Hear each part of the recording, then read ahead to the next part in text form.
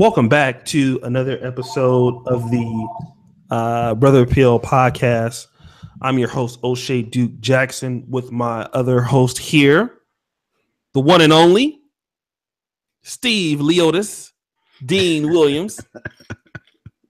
We're here today. I know there's been some issues with YouTube as far as the notifications are concerning, so we understand there's technical difficulty that YouTube is having right now. But we have a really good show for you brothers today. But first of all, before I get into the show, let me introduce myself for those of you who may not know me. My name is O'Shea Duke Jackson. You can find me here on the O'Shea Vlogcast, where I have several vlogs of me traveling. I do live in Poland right now. I'm from the United States. You can also catch me on my main channel, which is O'Shea Duke Jackson. Follow my daily vlog, which is a blog, which is in written form, the Negro Manosphere, www.negromanosphere.com, for those of you black men in the Western world or in Africa looking for self-improvement and things of the like. Now I will introduce the one and only Steve Dean Williams, and then we'll get on today's topic. Hey guys, how you doing? Steve Dean Williams here, and thank you for having me, O'Shea. I'm a dating and sex coach. I'm here to help guys really better themselves when it comes to meeting, dating, and self-help when it comes to women. So my website is themanmindset.com, and also my YouTubes. You can get there by going to stevesyoutube.com. All right, perfect. And you have a great setup. I would love to congratulate you on actually having the things in the right fashion. It looks good. Thanks. It looks very good. Listen, Steve, you have been wanting to talk about Colin Kaepernick for some time. Oh, yeah. We did talk, I believe, last week on my other channel in some form concerning Kaepernick in the Michael Vick situation, but you weighed in on that very eloquently, as you usually do. Yeah. But today there's a new issue. Now Colin Kaepernick was recently passed over by the Baltimore Ravens, and the topic of today is he a simp? Now there was a particular reason after he was passed up by the Ravens. Somebody he knew made a very interesting comment, and you pointed that out. Can you talk about what is bothering you about the comment that was made by this certain someone? It's just not the comment. It's everything dealing with the Colin Kaepernick situation that a lot of people don't understand is going on. But I will answer that question that you asked. The problem I'm having is that as a man, bless you, as a man, you must speak for yourself. You never have anyone speak for you. And most importantly, you don't have your wife speak for you, and you damn sure don't have your girlfriend speak for you. And what she did, and this is a great topic for young black men to understand, is that she did more damage than he could ever do by posting what she posted. And what she posted, if you're just now seeing this, there's a picture of Ray Lewis hugging the owner of the Ravens when they won the Super Bowl. What she did is she took a snippet of Django Unchained's Calvin Candy and Steven being hugged when he got shot by I forgot old boy's name, but she's making the assumption that he's racist, and Ray Lewis is an Uncle Tom. Right. And I fuck, man, I hate you people. Let's talk about that, because Ray Lewis has come under some fire. He had a very fiery debate, very short debate against Shannon Sharpe. Yes. And did you watch that particular video? I watch all that. Yeah, I watch all that. And Shannon don't. All right. Yeah, I do. Yes, sir. Yes, to answer your question. Yes, sir. Okay. So Shannon Sharpe, and I mean, me and you, and shout out to Bye Pie. Me and you are black conservatives. Yes, sir. To the extreme. I mean, yes. We are. I do say I am very niggified. Very. And but we are black conservatives nonetheless. Yes, sir. Now, my good buddy here, Dynasty Tamir, I have a lot of love for that brother. Shout out to him. We don't agree on everything. He says Ray Lewis is an Uncle Tom. If he would like to join in on the conversation, he definitely is welcome, because he's definitely going to speak his mind. But yeah, I would love to. Yeah. Well, real quick, O'Shea, Sure. I hate when people use that term, Uncle Tom. Okay. Call him Sambo. Don't call him Tom. Because Tom, if you do your reading and your research, Tom was a great man. Tom helped slaves. So don't call him Uncle Tom. Call him Sambo. Get it right. Because people use that word in the wrong context all the time, thinking that calling him an Uncle Tom is a bad thing. Uncle, and if you read the book, you'll know Tom was a great man. So I didn't mean to cut you off, but when people say shit like that, it just fucking amazes me, man. Okay, and shout out to Jason Johnson. I'm going to read his particular comment, but the thing that Shannon Sharpe was saying is that Colin Kaepernick made a right stand because police brutality is going on in these black communities. And Ray Lewis counter to that is, well, we have, black people killing other black people. Absolutely, yes. And Shannon Sharpe was saying, well, it's the owner's responsibility. Biscotti, he should go into these communities. He should be concerned about this police brutality. And, to me, I know people are going to say Ray Lewis is a coon, but the last I checked, it's Ray Lewis in these communities. Yeah, it's Ray Lewis in these black communities. Shannon Sharpe's a black apologist married to a white woman's ass. Sorry, I mean, I didn't say that. No offense to anybody. No offense. No, go ahead. But his talking points, though, are very, pro-black. He's very pro, the white man's my foot on my neck. People like Shannon Sharpe, to me, I think they're the worst stewards of the black community. I really do. Yes. Because the real Sambos of the black communities are Shannon Sharpe. People like him. Yes. But Colin Kaepernick, though, even if he's right, and I'm not saying he's not, we do have a problem with the police. Yes. We do, to a certain degree. Yes. Yeah. Don't get me wrong. Officer Charles Faulkner, who works I'm going to let you respond. He works in Baltimore. He says almost every day his life is on the line dealing with people in Baltimore. He says, do you know how many people encounter the police, try to kill police officers, and never get hurt? They don't talk about that. We don't talk about that. No, don't talk about that. It's the issue that Colin Kaepernick is, if you really care about the police brutality, what Ray Lewis is saying, do your activism outside of the NFL. Don't do it on their time. Yes. You said the same thing. I totally agree. It's not the NFL's problem about police brutality. None whatsoever. None. It is. This is where people are fucking things up and getting things, because the NFL is its own syndicate. Okay. Alan Roger Curry said it best, and I'm trying to quote him word for word. He told me about a movie called Concussion from Will Smith, and he said any company that has its own day is a very fucking powerful company, an entity. You can't fuck with something that has its own day, right? And Sundays belong to the NFL, number one. But it's not the NFL's job to deal with cop violence on people. It's not their job to deal with drug dealers. It's not their job to deal with what's going on in Chicago. It's not their deal to deal with the illegals coming from Mexico into the United States. It's not their place. It's not their job. And with Colin Kaepernick, see, this is, I'm real pissed off and fired up about this, because as black people, we don't ever take the time to sit back and do our fucking homework and notice there's some issues here that's going on that they're not looking at. Because as soon as you want to talk about racism, cops beating up black people or anything like that, you're so focused and so angry on that, you're not even looking at the messenger. You're not even looking at the motherfucker that's sending out the message. Because it's pretty funny, O'Shea.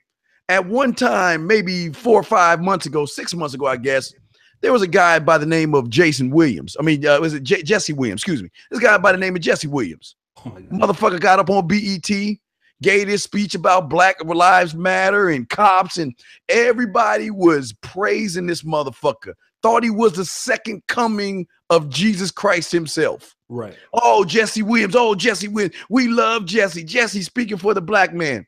But then all of a sudden, as soon as Jesse dumped his black wife, got a white woman, they turned coat on that motherfucker just like that. Just like that. And that's what I'm saying. See, this is how fickle shit is with us. See, the thing about Colin that they don't understand, that they want to follow this motherfucker down the thing. This bitch, and I'm calling him a bitch, number one, do you ever hear this bitch speaking for herself? Never. He got everybody else talk. He even got his bitch talking for him, and he ain't talking for himself, number one.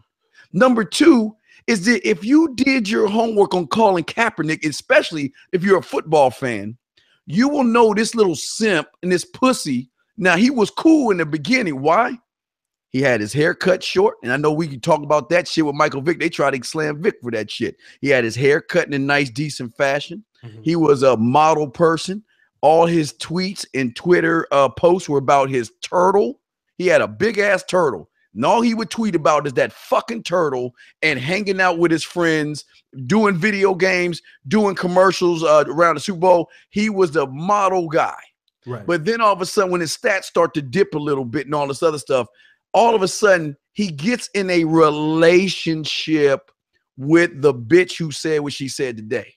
Right. And all of a sudden, the guy that's talking about the turtles and hanging out with his friends automatically grew his hair out, became pro-black. Now, real quick, O'Shea, if he did this when he walked in the NFL, I'd have no problem with it. But doing it over a bitch makes you even a bigger bitch. And the fact that y'all following this bitch, anybody following that bitch without doing their proper homework, I gotta check you guys, because this is how silly y'all motherfuckers are. Because y'all all about Colin Kaepernick. I don't see you motherfuckers going to your job and taking a knee. Y'all all praising this motherfucker. What he doing? This motherfucker's silent. He ain't saying shit. He might say one thing about Michael Vick. You know he ain't gonna say shit about Ray Lewis, because I guarantee you Ray Lewis the kind of motherfucker to pull his ass aside and say, I will fuck you up. I'm sorry. Go ahead, man. I'm sorry. I'm fired on this shit, man. And shout out to my man. He's a funny guy, Jason Johnson. Big shout out to that brother. All my trucker brothers, man. Let me tell you guys something. My trucker fam, y'all hold me down. Big Eastwood, always up to no good. Shout out to him. Theron Williams. You know what I'm saying? HT Logistics, all my truckers, man. We're gonna get together and do a trucker for my man Big Carlos Jean. But Jason Johnson, he's funny, man, because Colin is far from a simp. He stood on his words like a man. So this is what we're talking about. This is what we're talking about. Stood on what words? Stood on what words? What words are we talking about? Okay, I'm sorry. Shit. I don't work jobs. This is what we're talking about. What we're saying is, I'm a 49ers fan. Okay. I'm a 49ers fan. I know that you're Dallas.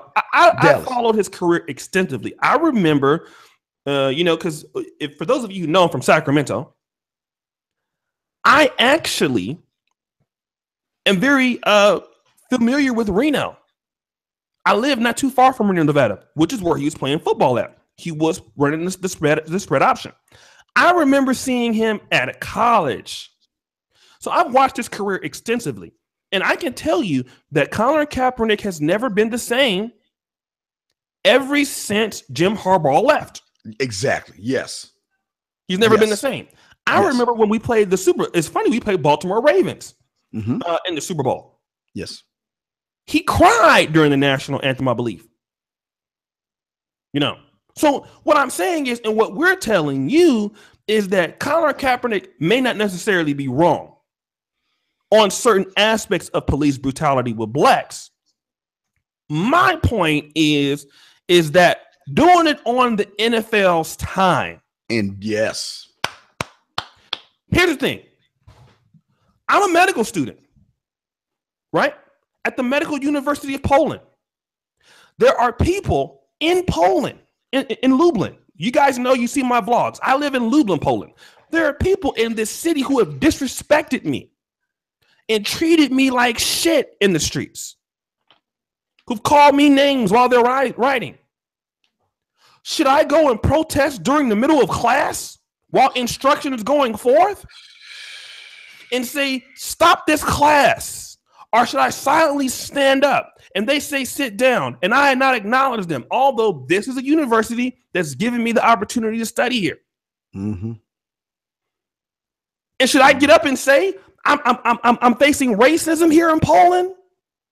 My black fiance has faced racism in Poland. Am I supposed to do that? It's not the place, nor is it the time. Absolutely.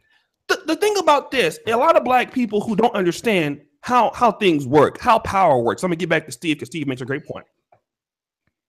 Power, you never get it by not acknowledging a flag. Power is not taken by marches. Colin Kaepernick, if he really wants to stop white supremacy, the number one thing is you don't donate to black neighborhoods. This is what I'm going to say. Giving $1 million to black charities, stop it. Nope, stop. Why?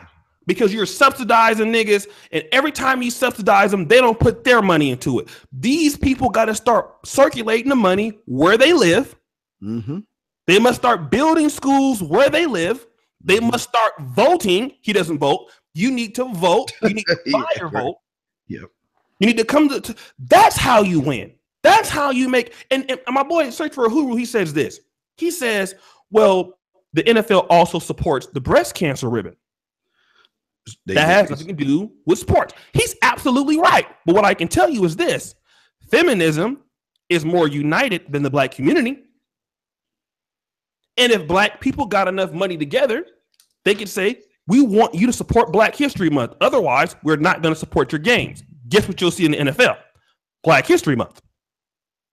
Oh, O'Shea. Oh, sorry, go ahead, brother. O'Shea, the NFL does breast cancer, but they also do prostate cancer, sir. If you do your homework, because that's why they wear the mustaches for that month, thick mustaches for prostate cancer. Number one. But a lot of you guys, and I'm not trying to be mean, but let's be real. A lot of you guys don't know business 101.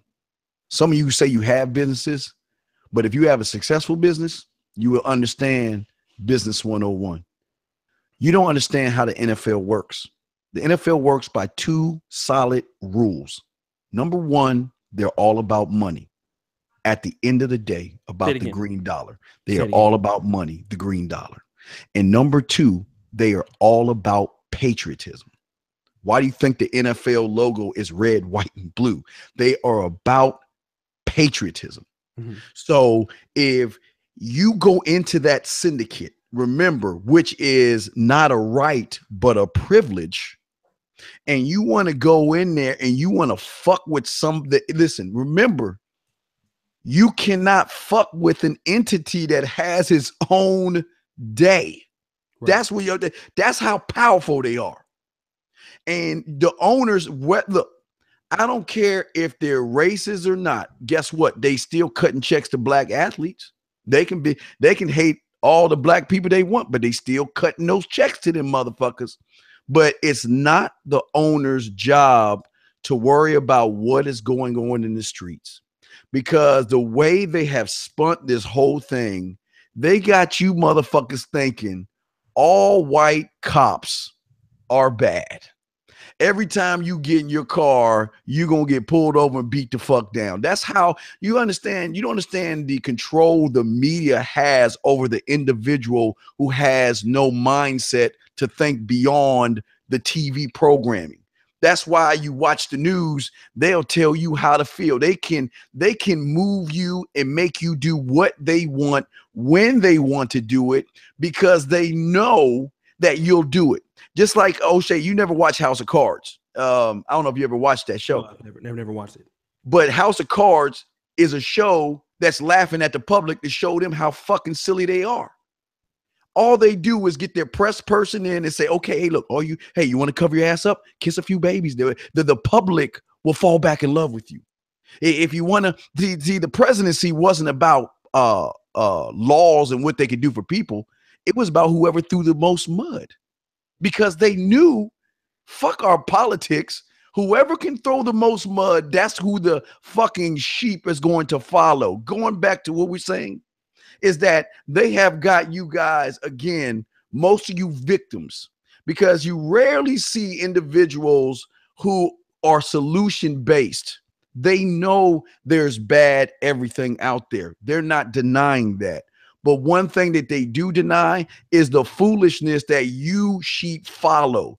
All they got to do is, all right, let's give me an example. O'Shea, you got Boom Boom and Ray Ray get pulled over by the police officer who is real on edge because their lives are on the line. You don't know, they don't know who is going to shoot or kill them when they walk up to the car. And there's some instances where they're, sir, can you please step out of the car? Please, can you shut up? And like, no, fuck you, cop. I ain't doing that shit. Fuck, I got rights. Fuck you, cop. Fuck the police and all this other stuff. And then the cop is like, okay, sir, you know, they try to cuff him. Then you see a thing called resisting arrest. And then what happens is all of a sudden, the part that you see is when the cop is whipping somebody's ass. You don't watch the whole entire film to see what transpired. Now, I'm not saying all the time, O'Shea, but this is how this sheep work. They will cut and chop up the fucking footage to draw out the emotion in the weak, mindless sheep. That's the problem. So now they got y'all. Now Colin Kaepernick thinks you guys thinking that he's doing you guys a favor. This motherfucker ain't doing it for you. All the shit he's doing is for a piece of pussy. He's not doing that shit because if he was doing it, O'Shea, like you said, he would have been doing that shit when he walked into the league. Right. And they don't see that shit, fam. Hold on, Faulkner. So let me say this, okay? And tonight on tonight's show, it's going to be to a minimum. Okay, so let me do this. Let me just speak on this, and I'll give you the link. But this is what I want to say. I have to say this, and you're making some great points. If black people, and shout out to Ahuru KT, I know he doesn't really believe in this particular talking point, but you got to understand from a business perspective, for those of you who disagree, Jason, I know Jason makes big money because he's donating big money all the time in the super chat. If your business, if you hire somebody that you know is going to automatically lose you money by association, you're going to lose 30% of your revenue. People are going to boycott your team. It's a possibility. Are you going to risk that?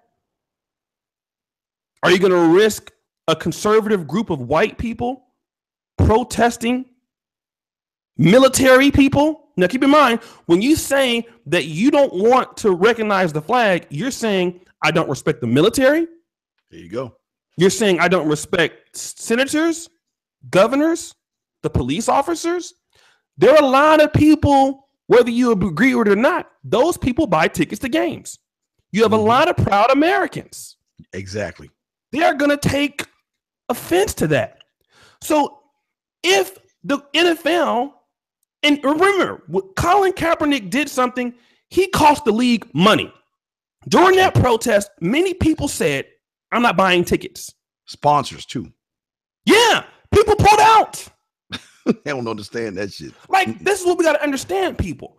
What his wife is saying, or his girlfriend is saying, or him is saying, he believes he should be able to come back to the NFL after he lost the NFL money, and they should give him a chance. And you lost us a bunch of money, but you're going to play for us again. Do you know that Colin Kaepernick didn't he blackballed himself? So it has nothing to do with being racist. It's about money.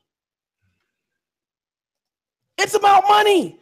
And if you think that somebody should hire you when they know that they will be boycotting, you will lose money. You're an idiot. You're crazy. You're insane. But guess what our so-called protester, his agent told him a few months ago. What's that? My client, Colin Kaepernick, will now stand during the national anthem. So wait, what is he gonna do? So let me get it straight. First, you come in standing up, you get some pussy, then you take a knee. then you what? You want to go back to standing because you want to get in so bad now? Fickle. Because if he was serious about his shit, he would have said, you know what? My pride outweighs this. I can't do it because you know what? I'm going to be on my knee. There's no way I'm going to stand. But you know what his agent said? That motherfucker's going to stand up. But how y'all feel about him now? How you feel about your boy now, knowing that he's going to come into the league and stand, knowing that what was the reason? Hey, O'Shea, why take the knee in the first place if you going to come back and stand? Mm-hmm. And see, this is the thing that we're talking about. And furthermore, and I'll send the link here pretty soon. And that will be the last the last person, because the last few times on the Brother Pill, we have so many people trying to come on. It's hard to manage everybody. Me and Steve talk about all the time. We have like, how many we have usually? Like 7 people. Yeah, it's very difficult to manage everybody. If Angry Man comes, he's also a host, but we'll try to limit it. I'll get back to the longer ones tonight, but you know, when I come back. But I just want to say this, Jason, that was an accident. So this is what I want to say. If black people are upset about Colin Kaepernick not being in the league, black people have something that they can do. Mm-hmm. You have a $1.4 trillion spending power. What you can do is one of two things. You can start your own league. There you go. Either you want to buy a CFL team, or you can petition to start your new NFL league. That's what you can do. You can petition the NFL to buy your own team, because the last time I checked, there is not one black owner in the league. There was a Negro League Baseball. There are Negro League Sports. Black people can make their own rules. If you are so upset with that, shout out to Richard 8209. Damn, boy, you're balling. Y'all got paid today. You guys can do that. This is what we can do. You know what I like, and I'm gonna send Officer Faulkner the link because I know he wants to weigh in on this, because I actually mentioned him before he came on today. Black people, we got to stop being afraid to start our own shit. Mm-hmm. That's true. I mean, this is the problem that I have. It's not so much that Kaepernick is wrong about police brutality. He's not. Historically, police brutality has been very vile against black people. That's true. Yes. I've been pulled over. Yep. And harassed. I know Steve's been. Am I right, Steve? Yeah. But I got a black man here right now that haven't been fucked with by the police before, a white police officer. We've all had guns drawn on our ass for no reason before. I know I have. Charles Faulkner is a police officer in Baltimore. He's a police officer right now. He gets guns drawn on him on off duty. They don't talk about that though. We all go through it. Right. Nobody is arguing that. What we are arguing is, hey, brother, do you know this is your livelihood that you're dealing with? And these same black people who are crying for you, number two, they are not going to support you. How many of you niggas who love Colin Kaepernick so much have started a fundraiser for Colin Kaepernick and you willing to donate money to him? 0. I just want to know. Because if every black person in America give Colin Kaepernick $20, he will have $400 million. If you believe in him that much, you should do that. But we know y'all not going to do that. Mm-hmm.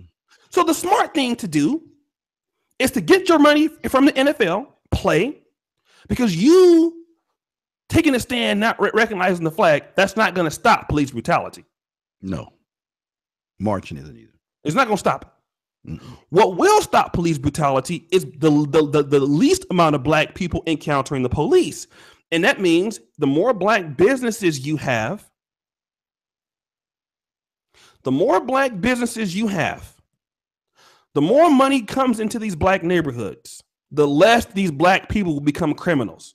The more schools you have, the more tutoring programs you have, the more blacks you have going to college and becoming educated in certain fields, black plumbers, black electricians, black people who know how to put in windows and black people with skills, the less there are going to be black men running the home. That's the problem.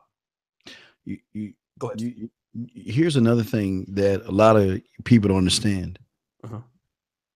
As black individuals, you know, perception, like Michael Vick said before he got ripped to shreds, is reality. And let me explain why the importance has to be not focused on the police brutality. It needs to be focused in these ain't shit bastard crumb snatching motherfuckers that give upstanding individuals like myself and O'Shea a bad name. You see, the police are not worried about the regular guy. They're worried about the motherfucker that will pull up on them based off how they're dressed. And I'm sorry, I didn't make the rules up. I don't make any of these rules up. Wearing your pants, sagging your pants, speaking in broken English and all that other shit. It's a perception. I'm sorry. It's business. It's perception. There's no excuse for what the police are doing to certain individuals. But what happens when you have a victim mentality, you're going to take something that you're going to take an officer that did something in 5 states over, and you're going to make it something that's happening to you. That's what victims do. I don't know if any of y'all had dads in your lives or shit like that. And some of you had dads and he gave you the wrong information, but have you ever had your old man tell you to judge everybody based off how they treat you and not how they treat the other individual? Because there's certain circumstances and certain things that are happening that made that officer do it. And I'm not saying he's justified doing it because there is police brutality. Absolutely. But what is happening in fucking California got to do with you if you're in fucking New York? What is happening in Missouri got to do with you if you're in another state? Because what you guys do is y'all want to uprise. And let me explain something how this shit works. And let me tell you the secret about the quote unquote man, the one that's holding you down. He wants you to march. He wants you to riot. He wants you to tear up buildings and destroy all the shit in your own neighborhoods. He wants you to do that because you know why? Because he knows that you ain't smart enough to start investing in stocks, mutual funds, and businesses where you can do more damage to them. So why you think they allow y'all to go? You can march, you can block the highways. Hey, do all the shit you want to do. That's okay. But if you want to do the real damage, matter of fact, you know, you vote in commissioners and things like that. You don't do that. You don't go to the polls and pick the police chiefs that you want in office. You accept what they bring in. So when they bring in something bad, then you want to complain and get mad and shit. There's so many layers to this. It's not just the police beating up motherfuckers. It's our mentality that's also a part of this thing. What's up, fellas? What's up? Officer Faulkner is here in the chat. We want to welcome him here, and that will be the last person, unless Angry Man comes on, because he actually is the third host. So, because it's kind of hard to manage a big chat. So I know everybody will want to get on this podcast, but we're gonna just keep it this at least no more than 4 tonight. What up, officer? What's up, man? You know, what's up, Steve? You know, I was playing Madden and I had to chime in, man. hey, is that on Xbox or PlayStation? I got a PlayStation 4, man. You black people in PlayStations, boy. And I'm just go ahead, man. I know, real man. It's a real man system. You got to know. But you know, man, Steve, I mean, you talking 100%.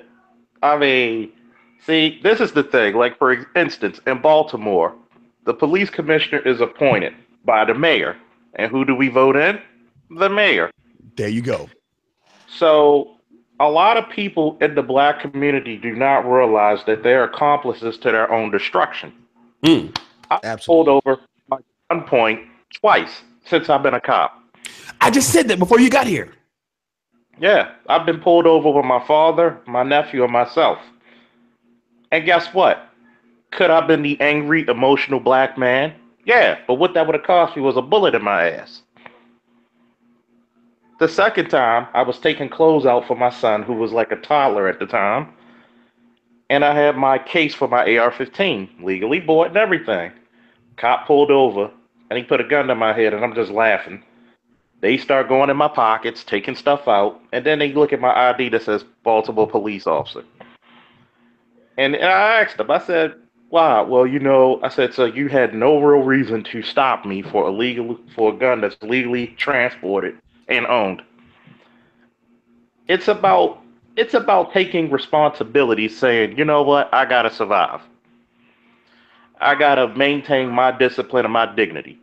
And that's the one thing I think a lot of black males in today's society is missing, some dignity and discipline.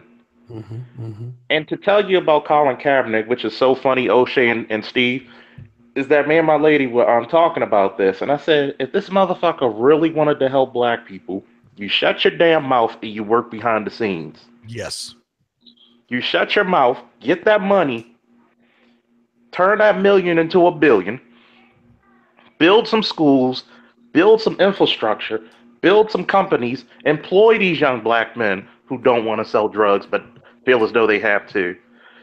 Start a foundation for men who were in jail, pay their debt to society, and help them become plumbers, electricians, bricklayers, carpenters, something that can actually do or provide them way more than minimum wage pay. But no, when he was playing against the Ravens, go Ravens, by the way, when he was playing against the Ravens at the Super Bowl, we didn't hear none of this shit. So you're disingenuous about these things, in my book. And guess what? I don't have a problem about people talking about police brutality. Some police, which do not represent the whole entire department or law enforcement as a whole, Yes, have some issues and have some messed up ways. But at the same time, that's a case by case narrative. yes. Like if I arrest you, does not mean it affects the other person. It does not affect the other person. It's a case by case narrative. Absolutely. So when you have incidents of police brutality, guess what? Why don't you actually pay for people to do the statistics and say, why are so many black people encountering the police? Even though there's 5 times as many white people who get shot and killed by the police. Even though if you look at the statistics, it's more dangerous for a black man to speak to another black man in person than encountering the police. That's true. But we don't talk about the elephants in the room because guess what? Once you get out your liberal victimization, you have to take responsibility for your actions. And that's hard work. And as they said in the military, hard work. That's the reason why a lot of shit does not come out in the black community when it comes to progress. We're regressing, not progressing. Oh, what about this officer who does this? Guess what? Do we talk about when the officers do well? The first thing you'll say, oh, but that's your job. So don't give me that excuse. If you want to talk about the narrative, don't just pick one part. Talk about the entire story. Go ahead. Let me, in some great words here, let me do this real quick. Let me get off this damn Facebook. Let me do this because he's making some great points, especially about black people regressing. I hate to say that, but for those of you in the chat, and we're going to go back to Steve, we're having an awesome show, man. Steve knows how to pick these. This is the first topic Steve actually picked. And I was like, man, I don't know if this is going to work, but man, this is on fire tonight. Want everybody to do me a favor of 169 watching. I'm going to take the time to acknowledge those who was super chat. Now, here's the thing. I know that this is something that a lot of people don't agree with. Okay. But we don't, let's not be in the chat calling names, calling people coons, stuff like that. I do want you to be able to say your opinion, but we do have some brothers in here who are just, really getting really emotional because you don't agree with what somebody's saying. We are not gonna go result to that, okay? Because there are a lot of things that we do agree on, and there's some things that we don't. Just because we don't agree on this, because obviously, if you're watching my channel, you've agreed with me up until today. So we're not going to be calling a name because you disagree on this topic. That's very mom. feminine. That's mom doing it. See what mom has done to these boys. So we're not gonna do that. Let's do this here, brothers. Let's go ahead and hit the like button. 116 people watching right now. Okay, so what I need you 24 people to do is like the video. We have an all-star cast, always on the Brother Peel. What up, 16-bit Lolita? Let me do this real quick while you're liking the video. I want to give a shout out to my man Richard 8209. Keep up the good content, O'Shea. Thank you for the super chat of $50. Rufus, understand the economic aspect. What has protesting gotten us? That's our next topic. Nothing. The real question is, why did Colin protest? No one wants to touch that third rail. Ouch. It's kind of funny that Officer Faulkner, that he really wanted to help black people. All he need to do is shut his mouth and work behind the scenes. Why compromise for people who will not employ? I'm gonna read it again. Why compromise your money for people who will not employ you? What are you talking about? Talk about that also. What the monthly support for the O'Shea Duke Jackson Network. Shout out to Uncle Dean. What up, Laquan Jones? I'm about to make Laquan moderator. He's always in here all the time. What's up, Laquan? Shout out to Wake the Hell Up. He came on the other night. But let's talk about this real quick, brothers, because we got to talk about this whole marching thing, protesting thing. A lot of black people, we are still stuck in the 60s. And I heard a white racist say this. He says, yeah, Martin Luther King was very good at protesting. Unfortunately, he wasn't good at getting money into black people's bank accounts. Wow. We got to talk about that real quick because Booker T. Washington, and I don't know how many of you are familiar with Booker T. Washington's Atlanta Compromise. You guys know what that was? I heard about it, but explain further, Ilsha. Booker T. Washington, as you know, went to Hampton, and then he was a little older than an up-and-coming young man named W.E.B. Du Bois. And Booker T. Washington was Martin Luther King before Martin Luther King was. Booker T. Washington, an ex-slave himself, came up with something called the Atlanta Compromise. And it was a speech that was in the late 1800s that he told black people in so many words, look, in order for us to get where we need to go, we need to subjugate ourselves to white people. Now, the reason why we need to do this is because we need certain things like education. We need schools. We need black people to have skills, be viable in the economy, to help the United States out, in which black people did play a very big part in the Industrial Revolution in the United States. He says, we need to subjugate ourselves to whites. Now, he didn't say forever, but what we want to give up in exchange for them giving us these things is not voting. Now, a lot of people said you're a coon for that. So W.E.B. Du Bois says there's nothing greater than civil rights. Civil rights should be at the forefront of the African American Negro's mindset. And so this is what Dr. Martin Luther King took the W.E.B. Du Bois mindset, and we have adopted as black people. The problem with what with adopting the W.E.B. Du Bois thing, we got civil rights supposedly, but still couldn't vote in Alabama in certain places, still couldn't do certain things, and nevertheless we still couldn't. Eventually we ended up not being able to control our economies. Now, the mindset of black people today is they don't understand that if you don't own anything, you can't run anything. Mm-hmm. And so now you're asking the white man to give you things when he doesn't have to. And we are not in a position of power right now. And I'm going to say this right now. A person like Colin Kaepernick should have no problem subjugating himself to the NFL. Because like Officer Faulkner said, who's going to employ you?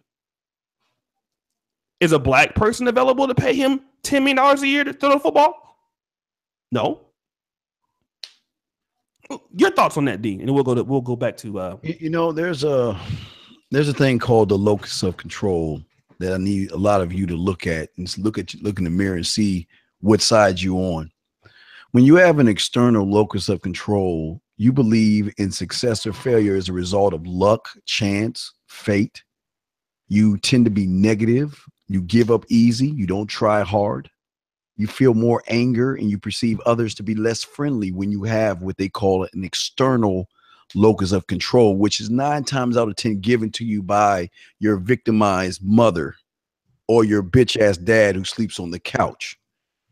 For a lot of you guys out there, you have every right to be mad. You got every right to call someone a coon. But the thing I always ask you guys, have you ever met a broke coon before? That's one of the most amazing things. I've never met a broke coon before. It's just odd that when somebody has something that you don't have, you think you're going to hurt him by using a name like we in elementary school.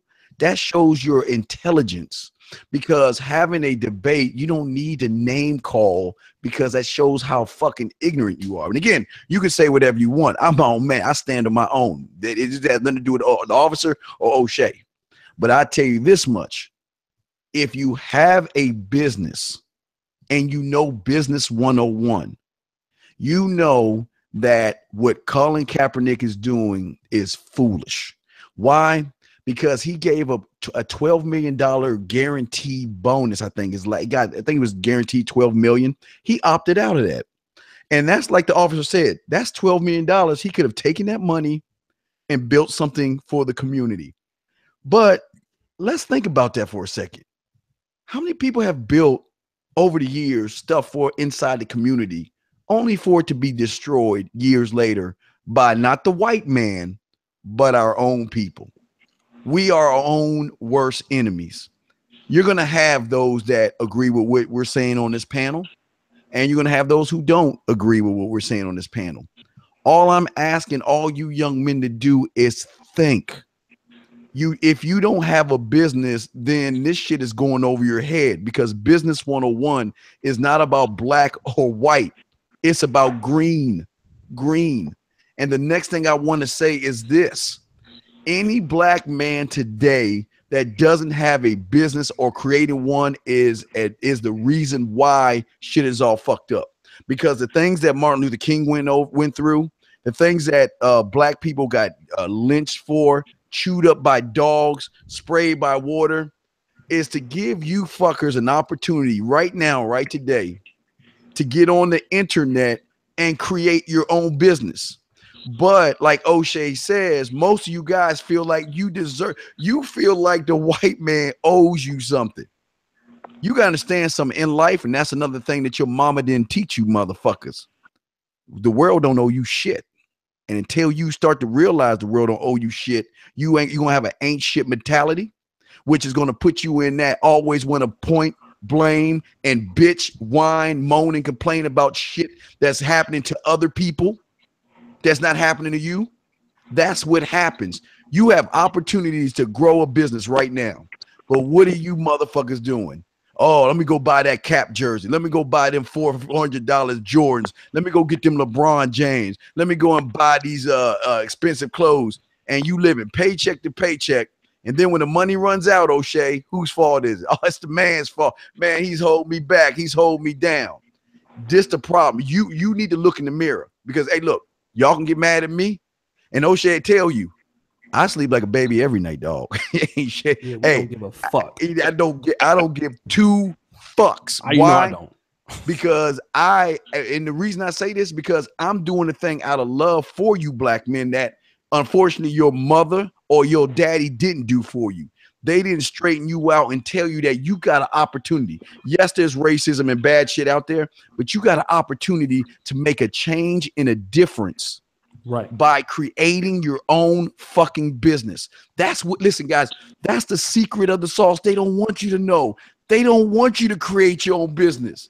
They want you running around like a bunch of fucking animals and not doing shit for yourselves. And you're doing everything they want you to do. And here you got some men on this panel trying to open your eyes, trying to show you that you can create a business and a legacy for your children and their children. But instead, you rather point the finger and Kaepernick don't give a fuck about you guys. I hope you understand that. You do understand that he don't give a fuck about you guys. That thing. But like last thing I want to say is Jesse Williams showed me how fucking fickle you black people are. That's all I'm gonna say. Because as soon as Colin Kaepernick dumps that black woman and dates a white woman, y'all gonna turn on his ass just like that. Because that's what you Locus external bitches do. That's how they run, man. One hell of a Listen. Damn, Steve the Deed. How about to like join your church, man? No, let's You be got me 1,000. sweating in here, man. Oh God. You talk about one of the best riffs I've ever heard in my life, dude. Man, come on, man. Let's be real. I had some Calypso Oregon ones. Fuck. Hey, Let's O'Shea, keep how the talking. fuck am I supposed to top that? How the fuck am I supposed to top that? I could end the I'm show. gonna tell you. I'm gonna tell you. I agree with him because my fuck distribution is at an all-time messed up low. I give none, and I'm a piggyback off of what he said. There's too many people who whine about being down and out instead of looking forward. We're not futurists. We always go to the past. Oh, the white man did this in slavery. The white man did this. Guess what? You have more opportunity Yes. now than ever. You have. Think about this. You're in a country where if you took all the black people in this country and we became our own country, we would be the 9th richest country in the world. Think about that shit. The descendants of slaves managed to become the 9th richest country in the world. And we got a issue to complain. That's the reason why I love when young men go to the military. Why? Because you earned yourself. You earned your way. Nobody gives you shit. And I'm glad Steve the Dean said that because I had a gym teacher up in Lake Clifton a week before graduation. He says, if I haven't teach you anything in these 4 years, is that the world don't owe you shit. You go out there and you make a way. Mm-hmm.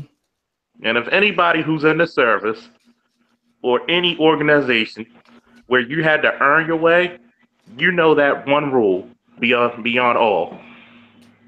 There's too many of us out here who diddy-daddle our 20s, even our teens away, wasting time.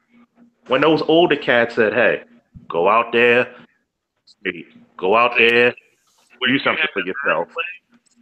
Go out there, get your degree. And what we want to do? We want to hang out and look cool. But then you hit 30 and you hit the fucking wall. And then you got a nerve to complain and say, oh, white people did this. I tell people all the time I go to work, how many white people are killing young black men in the inner city? How many of us robbing each other? Mm-hmm. We'll do more damage than any Klansman has ever done in 100 years to each other. Mm-hmm. So where's the excuses? Hey, I'm done. I couldn't even follow Dean that well. I mean, no, I don't think I can either. He got me calm because I can't top that rant. But this is what I want to say because all right, he's blackballed out of the NFL, no doubt. And I'm gonna say Colin Kaepernick. Some people will say he can't play the position. Right. Here's what I'm gonna say to that. Colin Kaepernick under the right system can play. Yes. He can't do what's the quarterback for the Dallas Cowboys? What's this guy's name? Dak Prescott. He can't do what Dak Prescott could do. No. Prescott is a more mechanically sound quarterback. He can read defenses. He isn't mobile. And to be honest, the kind of quarterback Colin Kaepernick is, the league, you can't win in Super Bowl championships like that. You know, he has throwing mechanic issues. So he needs to be under the right situation anyway. He's very similar to Tim Tebow in that way. So we also got to look at that he not only is he not a great player for most teams, because only a certain kind of team can really take a risk on him. He's a running quarterback. He's a quarterback that's not a drop back quarterback. He's a spread. He's not going to drop back 30 times a game and beat you by like that. He doesn't play like that, right? So he's already limited in where he can go. If anybody should be very cautious of protesting, it should be somebody like him. Because think about this. Tim Tebow who was a winner in Denver. Don't like his style. Don't like how he ran the ball. Tim Tebow won a playoff game. Right? Tim Tebow was America's favorite player. Didn't his jersey sell the most in the NFL when he played? I think Tim Tebow. I'm not sure. Well, I think so. It was top 5. Tebow mania. Yeah, it was Tebow mania. Yeah. Tebow was such a Christian guy. He was a virgin. People loved him. Guess who can't get a job playing in the NFL? Tim Tebow. Yeah, and I had a problem with him too. Tim Tebow.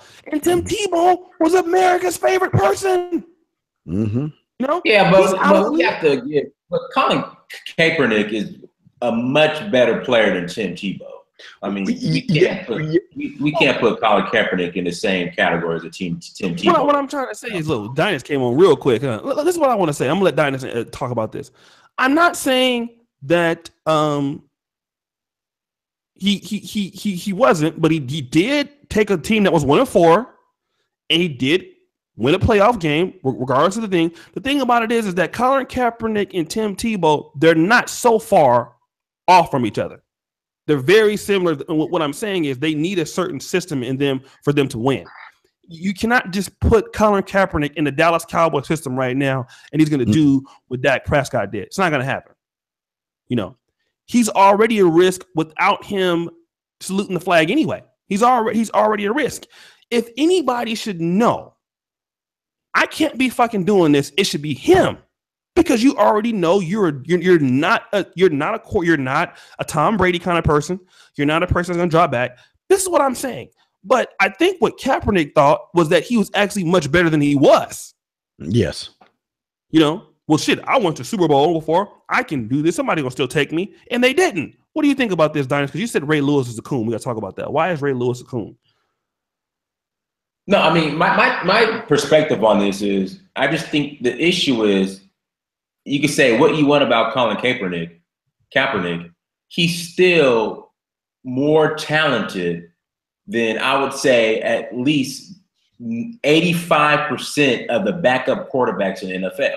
I mean, I'm an Oakland Raiders fan. We need a backup quarterback. You saw what happened. You're a Raiders fan? I'm a Raiders fan. Love the Raiders. I'm gonna fuck you up when I see you. But you saw what happened to us when Derek Carr got hurt. Yeah. So the excuses they're using for not, the system, Jim Harbaugh made them. Those are all petty excuses because, again, knowing football and playing with a first-round draft pick, Quincy Carter, he was taking the first pick in the second round in the 2002 Dallas. Yeah, or 2001. He was a decent quarterback. Yeah, I played with them, so I've seen. I mean, I was there when Matthew Stafford was around at the University of Georgia. I was there his freshman year. So I've seen talented quarterbacks. I've seen sorry quarterbacks. I've played against sorry-ass quarterbacks who are in the NFL. And the point I'm making is Colin Kaepernick is still talented and can still outperform of these second-string quarterbacks and even some of these first-string quarterbacks. But here's the thing, again, my question to you is, he makes a good point. No, he makes great points. I got a rebuttal. We got a rebuttal, but let me ask him this because he's making some good points. He's making some excellent points. Colin Kaepernick is better than 85 to 90% of the second-ring quarterbacks. That's true. That's true. That's true. The problem is, before I say this, you're a Raiders fan, right? Before I say this, the Raiders are known as one of the only teams, I call them the Nation of Islam of the NFL, because they take all the rejects. Yes. When the Raiders won't touch you,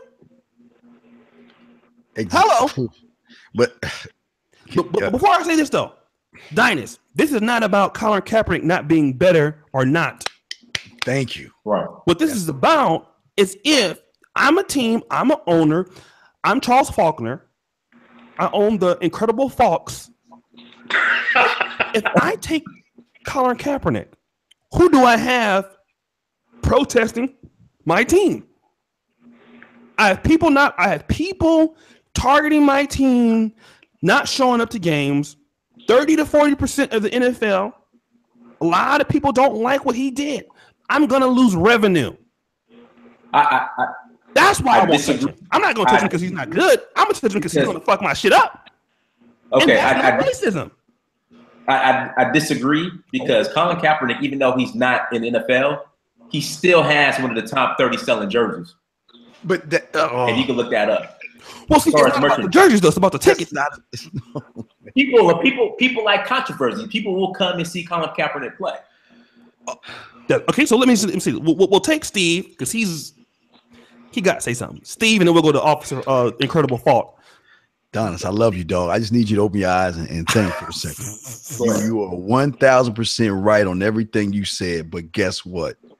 That shit doesn't fucking matter. You're right. He is better than all these court. I agree, but it doesn't fucking matter to the Shield that is based off of money and patriotism. It doesn't matter. It does not matter at all. They don't give a fuck about how many jerseys he's selling. What they give a fuck is they as soon as let's say this $3.8 billion owner brings Colin Kaepernick in. As soon as somebody in that box seat, maybe Johnson & Johnson, maybe some gun owner or somebody with money starts to say, you know what? It's not the fans.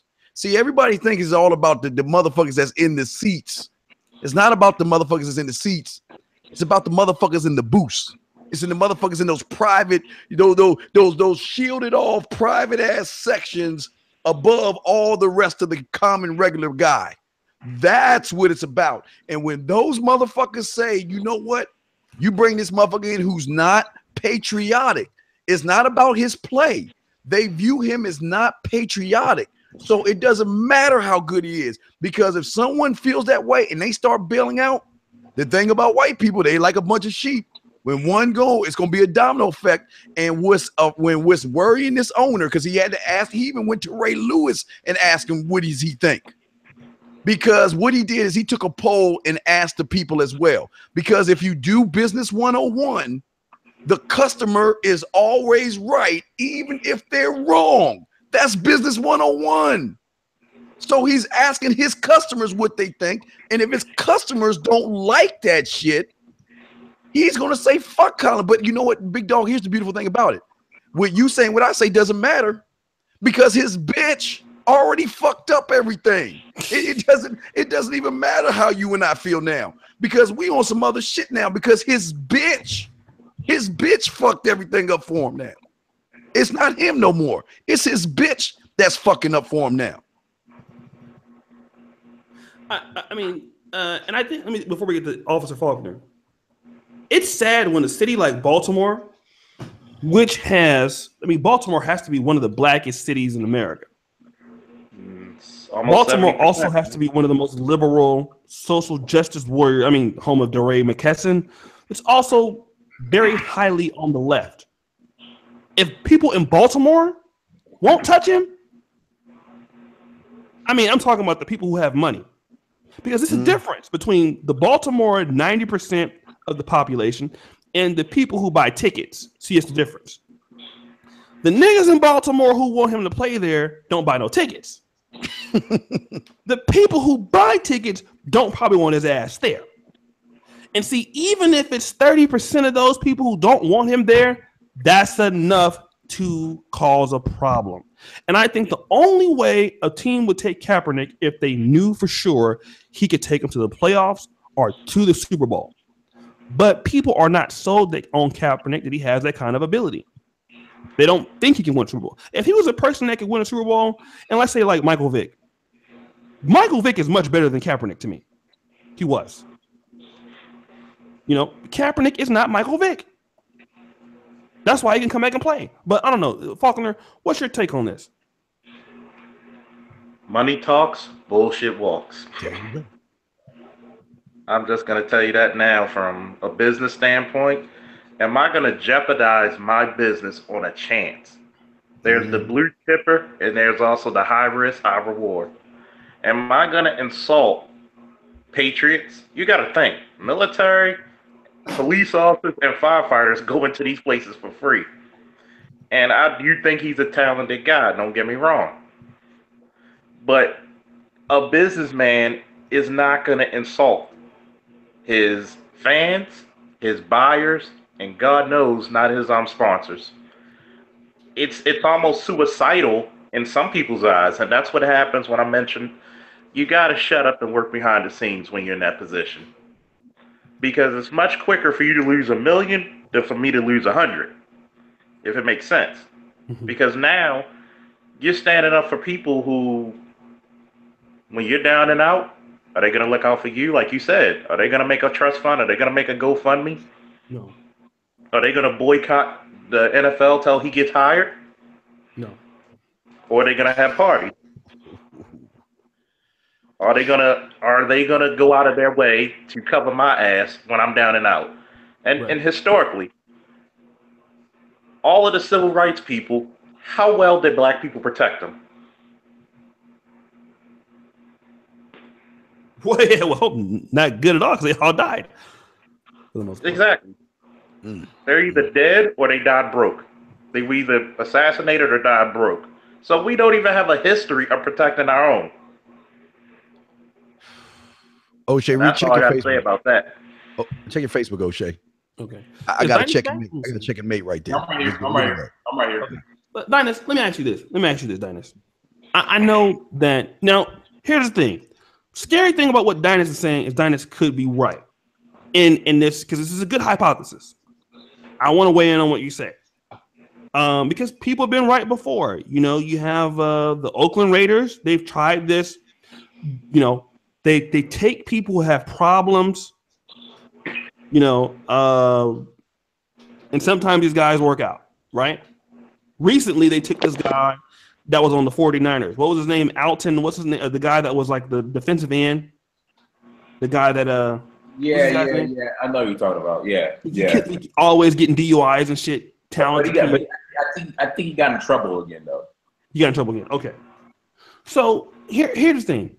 I'm a professional team. You know, let's say I'm hurting. I'm what's one of the worst teams in the NFL? The Raiders. No, I'm saying playing. Well, the 49ers is terrible, but 49ers. The Browns. Cleveland Browns always suck. I'm the Browns. I take Kaepernick. My team already sucks. They can't win anything. They're probably not going to be able to beat Baltimore. They're probably not going to be able to beat Pittsburgh. They're definitely not going to beat the Bengals. I can bring this guy Kaepernick in, and he might put asses in the seats because he's a controversial figure. People are going to come watch him, whether they hate him or not. Like, you know what? Fuck Kaepernick. I'm going to go buy a ticket and boo him. Watch him throw interceptions all day. It's just a good move. I mean, controversy does sell. Americans love drama. I mean, could this work? In a city like Cleveland. Cleveland likes drama. Oakland, damn sure will. The Las Vegas Raiders. Sorry. What do you think, Charles? And we'll go to Dinas and Steve. I mean, the Browns need everybody they can get. Shit, I mean, they'll take my grandmother. She's probably a better quarterback than anybody. But man, I mean, controversy does sell, especially when it comes to black people. Yeah, you gotta look at it. Is it the controversy you really want? Is it really what you want? Because I mean, controversy could do two things. It could give you the effect that you want to give you more exposure. Or it could give you the negative of saying, hey, we don't want none of your product. And you're really going to send a struggling franchise under even deeper. And a lot of people don't understand that when you don't control your destiny, you shut the fuck up and do what you got to do until you make yourself the master of your fate, the captain of your soul, as the poem says. Mm-hmm. And when you keep going. I'm sorry. Oh, I'm sorry. And when you put yourself in such a tight bind, all he needs to do is just go to these workouts, do his best, shut up. And if you want to help black people, like I keep saying, and I know I sound like a broken record, behind the scenes, dude, behind the scenes, you're helping people who are not, who a lot of times won't even help themselves. Wait a minute. Say that again. You're helping people. I'm trying to help people. A lot of people who won't help themselves. You know, here's the thing. And congratulations to JJ Redwood. We got two new moderators. Let me ask you guys this: is Colin Kaepernick stupid? And I'm going to ask Dynas, because Dynas, I always salute you because you have helped me see things different about black people abroad. You and Junk Power Video. If Junk Power Video is there, you know, both of you have financially supported my channel. I'm now doing the same for you guys. You guys have also opened my eyes to opportunities in other places to see black people in a different way than I did before. Now, being a Pan-Africanist person, you've been to different African countries. You have dedicated your life to wanting to help black people everywhere. Yeah, I see it in your videos. You're very passionate about this. You're a person that has a deep love for black people, like I do, like everybody on this panel does. But yours is probably a little bit more deeper because of, you know, where you've, you know, want to go. You've been out to rural villages. Is Colin Kaepernick stupid for sticking up for black people in this way when black people have a history of not supporting people who try to quote unquote help them? Would you do this as an ex-athlete? There's a book by Huey P. Newton called Revolutionary Suicide. And basically it goes into detail how the people who kick off the revolution never benefit from the rewards of it. So when people say like, okay, you are black leaders, they go out of their way, they speak up for black people, but you know, they die poor or they're not protected by black people. If you look into the future, we end up quoting them, we end up walking their shirts, we end up leveraging them. So, because with that same logic, you know, we shouldn't ever speak on Malcolm X. We shouldn't ever speak on Martin Luther King. We should never ever speak on any of our leaders, black leaders from the 60s and 70s. But we always leverage and use their information anyways, even though they don't have black support or they die poor. Same thing with John Henry Clark. Same thing with, pretty much all our black leaders. So I think what he did was right, because what I've noticed, this whole idea of, they call it what, the spook that sat behind the door. Mm-hmm. Like, I'm still waiting for somebody to, I guess, mention one individual who's been successful in, I guess, supporting the black collective or bettering the black collective that's lived by this spook who sat by the door mentality. Like, no one can name anybody. It's that whole idea like, oh, don't mess up your money. Don't stand up for yourself because, you know, you're not going to be able to eat or feed your family. But I mean, no one's ever defined what's enough money. Like, when should you stand up? Or when should you be vocal? Like, what's the monetary value you should have in your pocket or in your bank account before you're vocal? But everybody's like, okay, do everything behind the scenes. Well, who are the people that we could point to that's been doing work behind the scenes where we could actually measure how it's benefited the black community, the black collective as a whole? That's the whole issue. Like, there's no examples of this behind the scenes, I guess, logic, or the spook that sat by the door logic. Okay, let me do this. I'm going to use an example, and I'll go to Steve, but I think this is pertinent maybe to the situation, and I could be wrong, I could be wrong, right. But John Henry Clark, who you mentioned, great educator, self-educated, he talked about the aspects of Japan after World War II. And some people can disagree and say, well, they were given some money to rebuild, but Japan after World War II was decimated. They had many people suffering from I want to say facial disconfiguration due to the bombs that were bombed over there. They have been severely defeated. Japan, though, they didn't go on woe is me. We are being oppressed. But in fact, Japan did what Faulkner is saying, Steve is saying. They just rebuilt their own stuff. They kept quiet. They were the spook behind the door.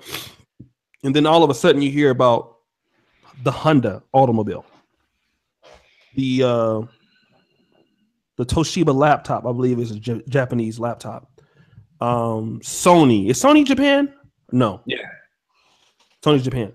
You hear all of these things that have developed as the Japanese focused on what was important for them. And, you get Toyota, which is Lexus. You get Honda. You get Toshiba. You get all of these country things that they are now selling us as Americans. In fact, it was Honda that put General Motors damn near out of business. So what are we saying is, can you be the spook behind the door and start an economical revolution without having to talk bad about whites or talk bad about white supremacy? Is it possible? Well, the Japanese, they were able to do it without talking shit about white people. I mean, I don't know if I could be wrong on that, but I'll come to Steve and see. Steve, what do you have issue with Dynasty saying? Okay, what I guys, everybody in the chat room, forgive my ignorance because maybe I'm doing all this wrong. So what I need everybody who has been calling surely all of us coons and probably disagree with us, let's do it a different way. I'm wrong here. Why don't we all play the Baltimore Ravens owner, okay? Because sometimes when you're on the outside looking in, you're blind to the bigger picture. So maybe if you became the owner for just this one moment, you got $3.8 billion, you are the Ravens owner, okay? I want you guys to think, and I pulled all this shit up. This is going to be my check and fucking mate. Now, a regular Colin Kaepernick jersey, if you want to buy one, you can buy one for up to $59.99. NFL.com. They're selling his jerseys up to $59, okay, for a Colin Kaepernick jersey.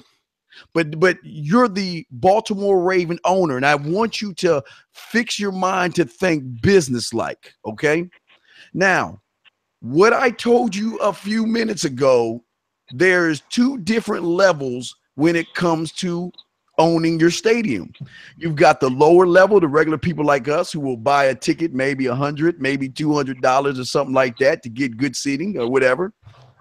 But then you have the companies who are, let's call them the patriotic ones above you, the patriotic companies and the patriotic people that are going to buy tickets for the Raven for a Raven game. So let's do some mathematics real quick. Because for a lot of you guys, you don't understand that the average suite yearly. Now, again, guys, we're doing math here. The average suite yearly runs between $50,000 and $200,000. I didn't say $59 and whatever cents. I said $200,000 for a suite. Now, what I did, I took the liberty to guide you more. Now, let's look at the Ravens against the Redskins. Guess what a suite, just a preseason game, $500,000. If you want to go to the Ravens versus Dolphins, $18,000. If you want to go to the Ravens versus Bengals, $12,000, okay? And even within that $12,000, I just want to go in real quick. If you want to get a 400 level suite, you got to pay $16,000. If you want a 300 level suite, $20,000. If you want another one, you got to pay $30,000. Now let's do all the math. So again, now these are all patriotic people that are about the flag and they're about their money in business. So you're telling me, guys, all you down, you're Raven owners now. You're not angry ass, victimized motherfuckers that just hate the white man. You thinking business 101. You're telling me that you're going to bring somebody in that's going to lose you millions of dollars, because they will pull out real fast if they feel like you're doing something to not only hurt their brand, because you understand association goes along with a lot of things. Because if you agree on this, that means to their white friends, they're saying, damn, you might not be patriotic. And one thing about white people, they worry about the circles that they are in. Don't get that shit twisted. They worry about circles and being seen as a certain way. All I'm saying, O'Shea, is look at the bigger picture. This is a money business, guys. This shit has nothing to do with the police and what's going on. You have an individual that chooses to take a stand. And again, he can take a stand behind the scenes if he wants to. But you know what's odd to me is you want to take a stand towards cops beating up black people. Where's your knee and stand for the education system that's going on? Why we have created a bunch of knucklehead ass motherfuckers that fucking agree with all this victim ass shit. See, it's a cycle. You see what I'm saying, O'Shea? It's a cycle, but yet you want to pick and choose one thing. There's a lot of things going on out there. But like I say, O'Shea, I sent you the link so you can even co-sign what I'm showing you. It's money above us in those suites. And everybody in those suites are patriotic. And if you're the owner, are you going to fucking say, well, hey, I'd rather sell these $59 jerseys? Or are you going to be like, I'd rather sell a $200,000 suite? Mathematics, gentlemen. I'm done. I like to say millionaire problems are a lot different than billionaire problems. Say it again, Dr. Faulkner. I said thousandaire problems are much different than billionaire problems. What is your take on this? I mean, your owner, I mean, you heard what Diners to say, and Diners has a pretty, it has some strong points. I can't necessarily argue all against those, but, Oh, yeah. Let's talk about this. Ray Lewis. Ray Lewis has been called a lot of things lately. I got to talk about him. I have a lot of respect for Ray Lewis. I'm going to come out and say this. And shout out to JR Wisdom. JR, Diners, you know JR, right? JR Wisdom? Yes. He's going to be in Atlanta soon. So I wanted to connect you. JR, I'm going to email you back here shortly. Okay. So you can get. But ever since the boxing situation, I don't get out. Because you got to ask these girls now if they're men or not. Like, I ain't got time for all that shit. I just fuck with girls in Africa where there's no confusion. let me ask you this, because I got a lot of respect for Ray Lewis. Ray Lewis, what he says now, he does say it in a very kind of like a Baptist preacher kind of way. I could be like that too. So I mean, but what Ray Lewis is saying, I think is 100% right. I know he met with Donald Trump. He has a love for black people. I'm convinced of that. He loved black people. You can't tell me Ray Lewis don't have a love for black people. But a lot of people think Ray Lewis is a sellout. He doesn't talk about a lot of police brutality or systemic white racism. And I think that in a city like Baltimore, in which he's very much loved for what he did on the field, why do you think that, you're a police officer, that big Freddie Gray keeps coming up. Now, you were actually on the officer at the time that Freddie Gray was actually killed by supposedly by Baltimore police officers. I was here during the riots too. Okay, so talk about that, the impact that had on you as an officer and other people. Take as long as you need to do, because we need to hear from somebody who's actually on the ground, because that came up in the Shannon Sharpe Ray Lewis debate. Well, number one, what the direct impact was, I had to work damn near 24 hours a day, like at least 20 minimal, 22. And your feet swelled, I know that damn much. And you had a lot of people, which I'll tell you what was the funniest thing. We have districts, and we don't have precincts, we have districts, which means Western districts on the west side of Baltimore, northern districts on the north, southerns in the south, and so on and so on. So they wanted to protest the Western District where the incident took place. You had people in the crowd throwing bottles at the districts. And they were protesting for about a straight hour. I kid you not. 10 minutes later, the same people throwing bottles, spitting at us, throwing shit, throwing shade. I even had a little girl take a picture that said "fuck the police" that was put on Facebook. I laughed at it. Were the same people saying, "Can you help us because there's a fire down the street?" I always tell people, my favorite saying, "I ain't shit till you need me." And when you have a city like Baltimore, who a lot of looting went on, a lot of destruction of minority business, the same corner store you went, you robbed, you beat them up, you stole from it. But then a week later, oh, we don't have any business. I mean, they actually set a CVS in a retirement center on fire. But a lot of these people are the same people that complain, why don't they build anything in our communities?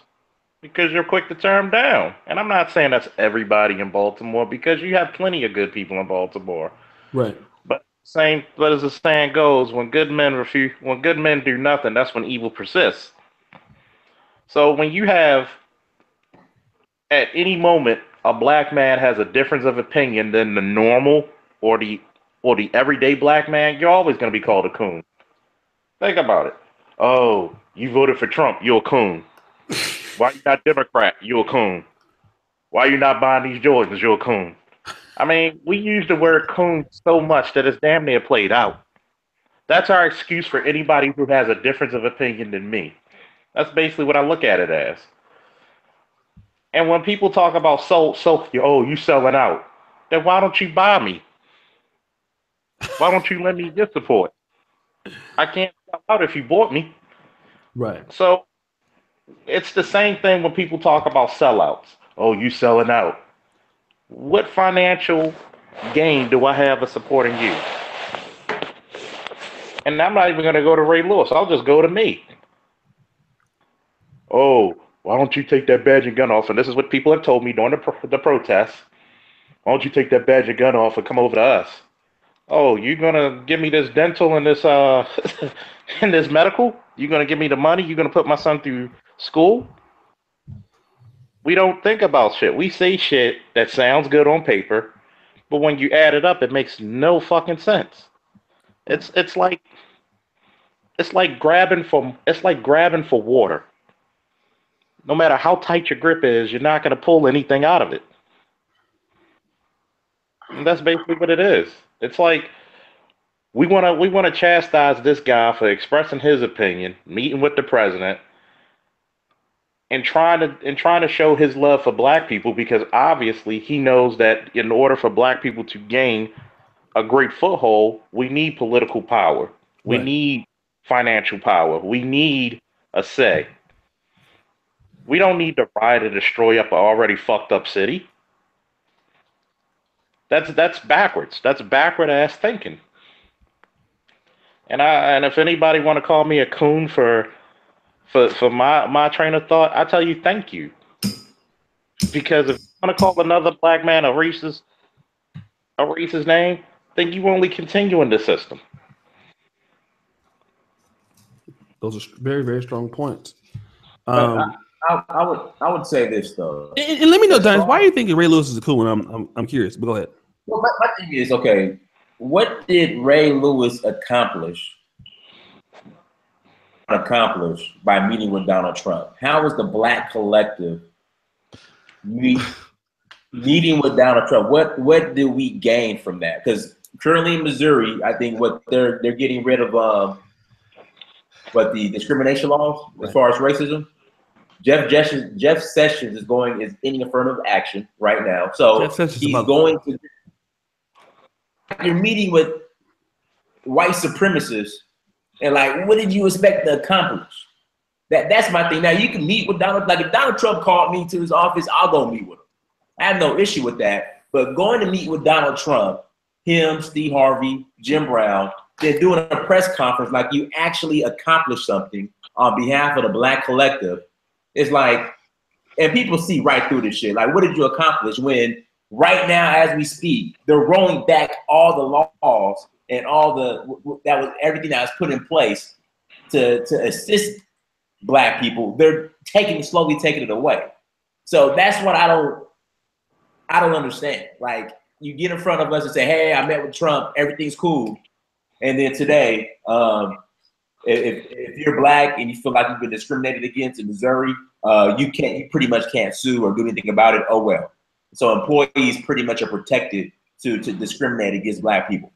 Colleges and universities, we're gonna investigate you. And by God, even though white women are the biggest beneficiaries of affirmative action, they were specific. They said, we're going to investigate instances of people of color, whether it be women or men, if they were given any type of a leg up in getting to a university over white people. So it's like they're rolling everything back, but then Ray Lewis and Jim Brown and Steve Harvey are going to get on national TV and pretend like everything is cool.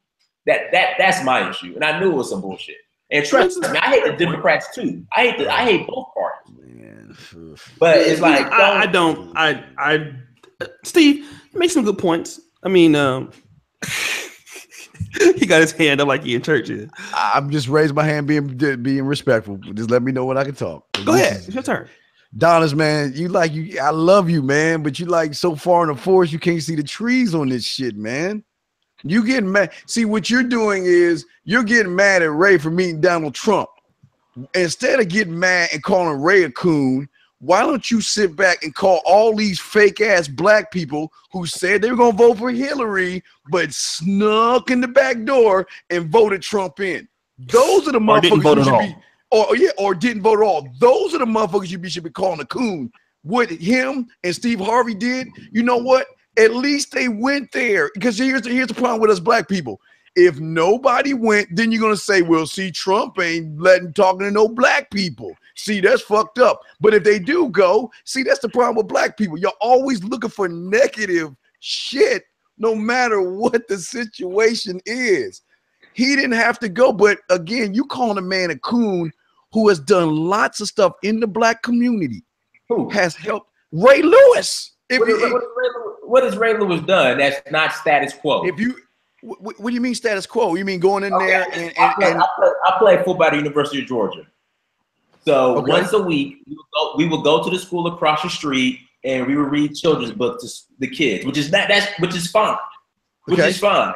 I mean, so outside of just the status quo, United Way, go throw footballs with kids, or go to the children's hospital and read kids. And Officer Faulkner, you're in Baltimore, so you probably could let us know what true impact has Ray Lewis made on the Baltimore community. One, I mean, hell, when you win a Super Bowl, you actually help Baltimore not be known instead of being known for the wire. At least we have a more positive impact with that status.